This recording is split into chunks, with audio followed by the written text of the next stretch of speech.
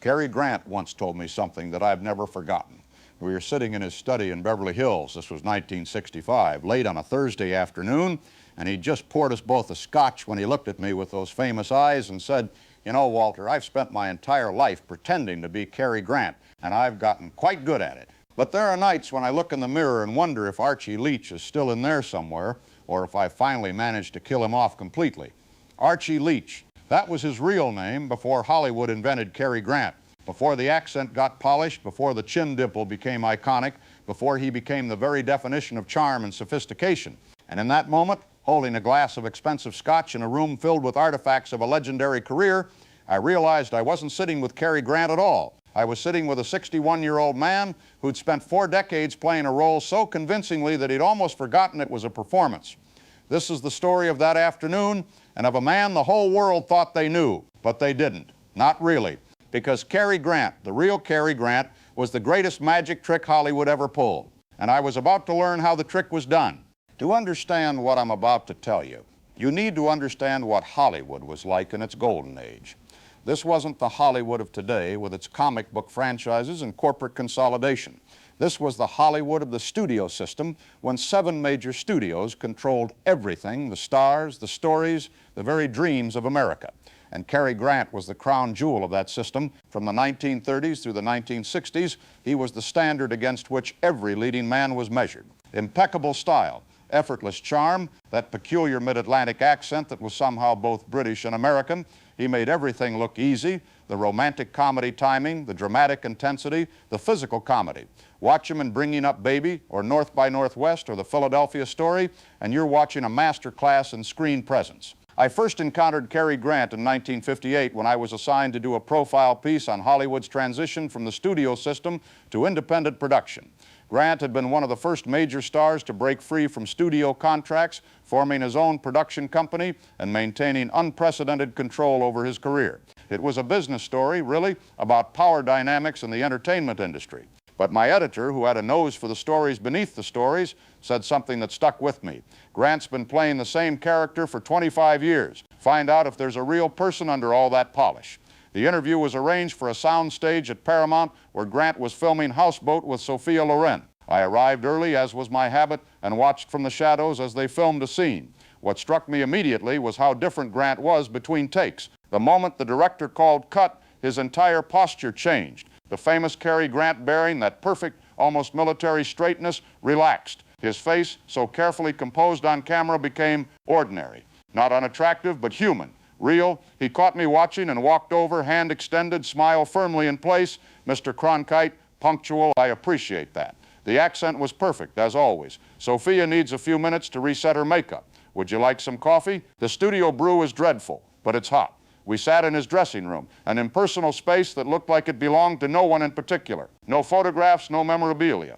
Nothing that suggested Cary Grant actually existed when the camera stopped rolling. Just a mirror surrounded by lights, a rack of expensive suits, and a script covered in pencil marks. "You've been watching me work," he said, not accusatorily, just stating fact. "I have. You're very good at it." "At what? Acting or being Cary Grant? Is there a difference?" He smiled, but it didn't reach his eyes. That, Mr. Cronkite, is precisely the question, isn't it?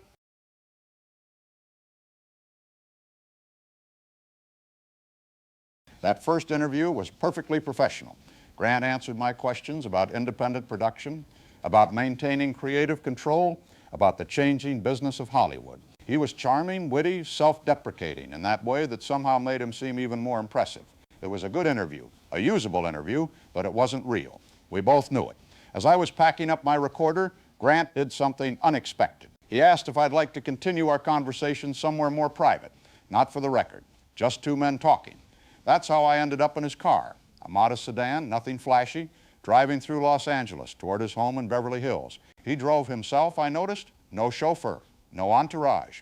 "I'm going to tell you something, Walter," he said, eyes on the road, "and you can use it or not use it. I don't particularly care, but I think you might understand."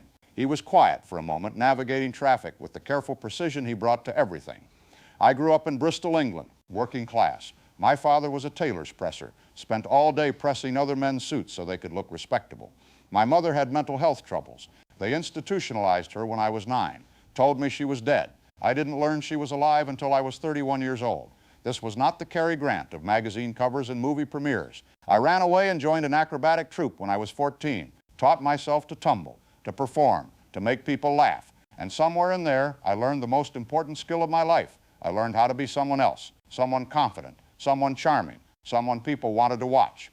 We'd arrived at his home, surprisingly modest for someone of his stature. A nice house, certainly, but not a mansion, not the kind of ostentation you'd expect. Inside, his study was lined with books, real books, worn from reading, not decorator pieces. He poured us both a scotch, good scotch, the kind you sip slowly. Archie Leach was poor, awkward, alone. He had a Bristol accent that would have gotten him nowhere in America. So I killed him, systematically. I changed the accent. Took me years to perfect. Changed the name, changed the walk, the bearing, everything. I studied how elegant men moved, how they spoke, how they held a cigarette. I watched people like Noel Coward and Douglas Fairbanks, and I learned. And eventually I became Cary Grant. He sat in a leather chair looking tired suddenly, older than his years. And it worked, better than I could have imagined. I became the thing I was pretending to be. Cary Grant opened doors that would have stayed forever closed to Archie Leach. Cary Grant dated the most beautiful women in the world, made the finest films, lived a life of remarkable privilege. But I prompted because there was clearly a but coming. But Cary Grant isn't real, Walter. He's a performance. A very good one, I'll grant you, no pun intended, but a performance nonetheless. And after 40 years of playing this role, I sometimes can't remember where the performance ends and I begin, or if there's anything left of me at all. He got up, walked to the window overlooking his garden. The late afternoon sun cast long shadows across the lawn. Do you know what the hardest part is? Not the performing. I'm good at that. It's the loneliness. Cary Grant can walk into any room in the world and be welcomed, admired, desired. But Archie Leach, nobody wants to meet him. They want the fantasy. They want the man from the movies who always knows what to say, who never shows weakness, who makes everything look effortless. Your wives, I began. All married, Cary Grant, he interrupted, not unkindly. And all eventually discovered he doesn't exist outside of the performance. Virginia, Barbara, Betsy, all of them. They fell in love with a character. And when they discovered there was a frightened, insecure man beneath the polish, they were disappointed, understandably so. It's rather like ordering a fine wine and discovering it's been watered down. He returned to his chair, his scotch. I've been in therapy for years. Did you know that? LSD therapy, actually. Legal, with a doctor. People would be shocked. Cary Grant, that paragon of control and composure, taking psychedelic drugs. But I was desperate to find myself underneath all this. He gestured at himself, at the impeccable clothes, the perfect grooming, to find out if Archie Leach was still in there, or if I'd successfully murdered him. Well, what did you discover? I asked quietly.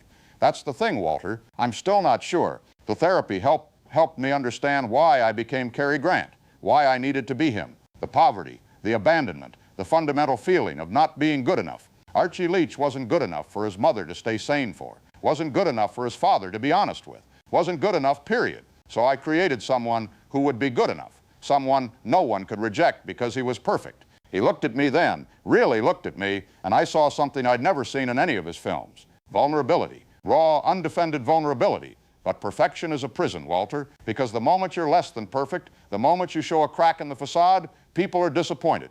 So you can never relax, never let your guard down, never just be.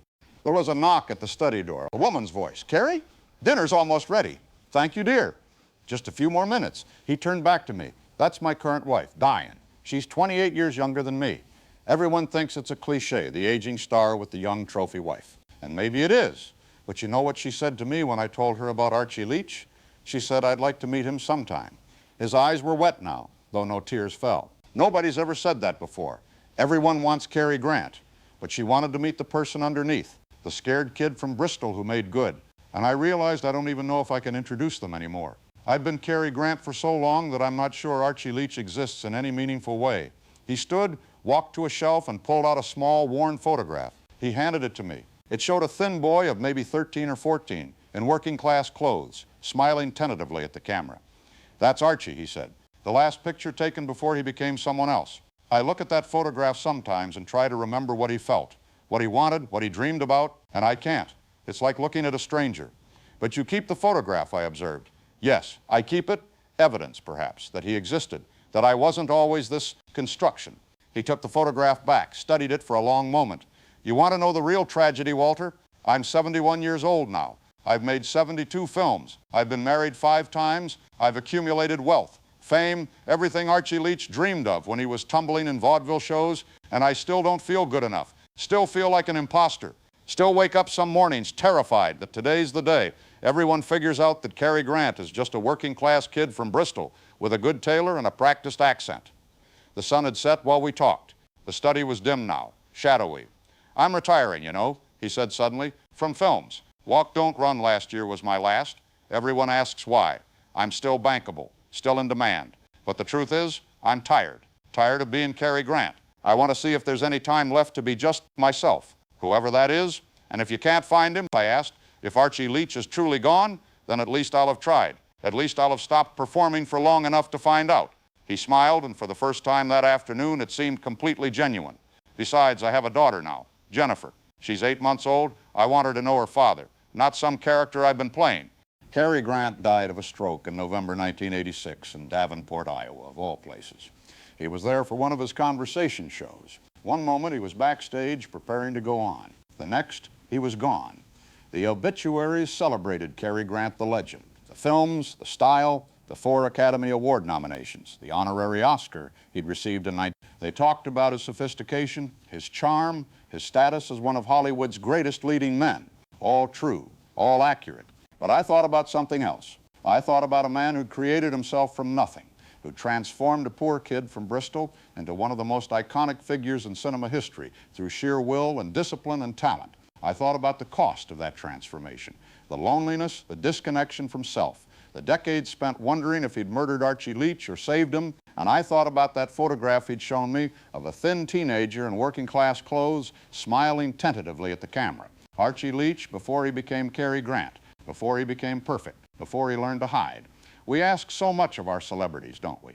We want them to be beautiful and talented and charming. We want them to entertain us, to distract us from our own ordinary lives. But we don't want them to be human. We don't want to see their insecurities or fears or fundamental loneliness. We want the performance to be seamless, flawless, eternal. Cary Grant gave us that performance for 40 years, and it was magnificent. But the man underneath, Archie Leach, that scared, abandoned kid who learned to tumble and jest and charm his way out of poverty, he paid a price for that magnificence. He spent a lifetime wondering if he was real or just a very convincing illusion. I hope he found his answer. I hope in those final years with his daughter, he discovered that Archie Leach had been there all along, underneath the polish and the performance, that he hadn't killed him after all, that he just dressed him up in better clothes and taught him to speak with a different accent. Because here's what I learned from Cary Grant. In that dimly lit study in Beverly Hills, over glasses of good scotch and a conversation that lasted well into the evening, we all perform versions of ourselves. We all create personas to get through the world, to be accepted, to be loved. The question isn't whether we perform, it's whether we remember that we're performing, whether we keep some part of ourselves private, authentic, untouched by the roles we play. Cary Grant forgot for a while. He became the performance so completely that he lost track of the performer. But in the end, I think he found his way back, found that scared kid from Bristol and told him something nobody had ever told him before. You're enough. You were always enough. You didn't need to be perfect. You just needed to be real. The last time I saw him was at a charity event in New York. We spoke briefly, just pleasantries really. But as he was leaving, he leaned in and said something quietly, just for me. I figured it out, Walter, who I am. Turns out I'm both of them.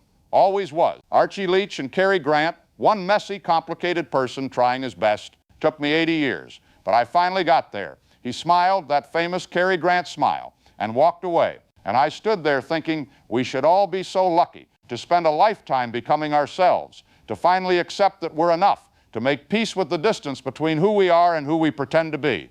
Cary Grant was a great actor, but his greatest performance was convincing himself finally that he didn't need to perform anymore, that he could just be, and that being was enough.